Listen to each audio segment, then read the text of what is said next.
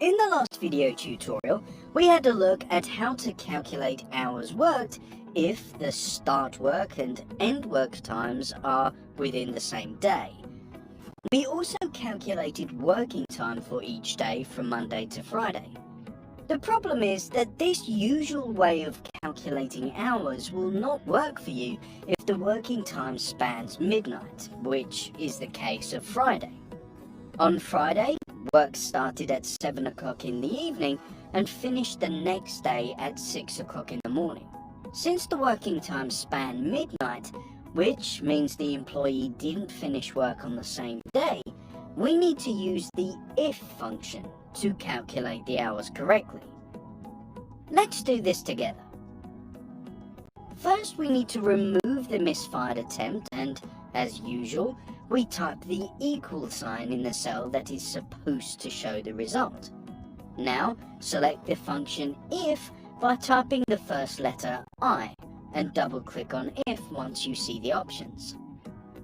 As you can see, for the function to work, we need to enter the logical test first.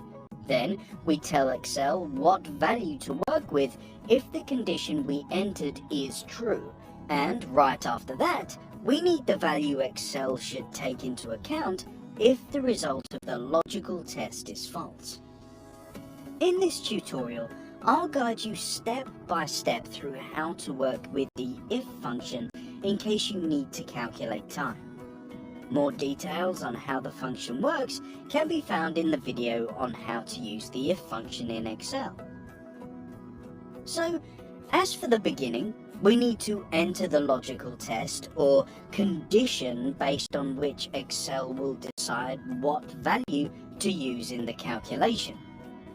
After the if word, we'll start typing out the condition itself. The start work time, the value in cell C7, is greater than the end work time, the value in cell D7, which is true for the working time that spans midnight. Type in the comma and we'll move on. Now we need to indicate that value Excel should work with if the condition we entered is true. After that, we also define the value for the situation in which the condition is false. So, if the condition is true, we'll tell Excel that the work was finished the next day. We'll do so by clicking on the cell with the end work time data and we'll add +1, which means that this time belongs to the next day. Enter a comma again. Now we can type in the value Excel will use if the condition we entered at the beginning is false. If it's false, we'll let Excel know that the end work time is in the same day. This is done by clicking on cell D7. Excel will then treat the time data from cell D7 as it appears, as it was entered. This specific condition is false, for example, for the Thursday entry because the end work time is not greater than the start work time. The formula we're now entering will be valid for all cases, hours worked on the same day as well as working time that spans midnight. We can do a quick test to check that together at the end of the tutorial. For now, we'll carry on creating the formula. Close the brackets. Excel will now work as follows.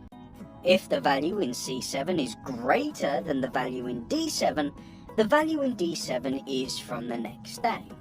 If this is not true, the value in D7 is from the same day, and Excel will use this value as it is. Now, just subtract the start work time by using the minus sign. Click on cell C7 and press enter. That's it! You can see that now the calculated time, 11 hours, is accurate. And because you should be able to use the formula for the cases of hours worked past midnight, but also hours worked within the same day, here's to check whether it works. The formula in cell E7 can be copied through dragging the bottom right corner of the cell up through all weekdays. As you can see, the formula is in all the cells and the times calculated previously didn't change.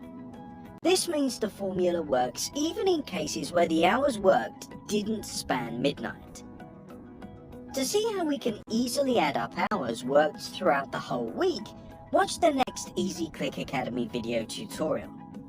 If you're interested, detailed steps on how to total hours along with the solution to common issues when calculating time are described in our video tutorial on how to sum time in Excel.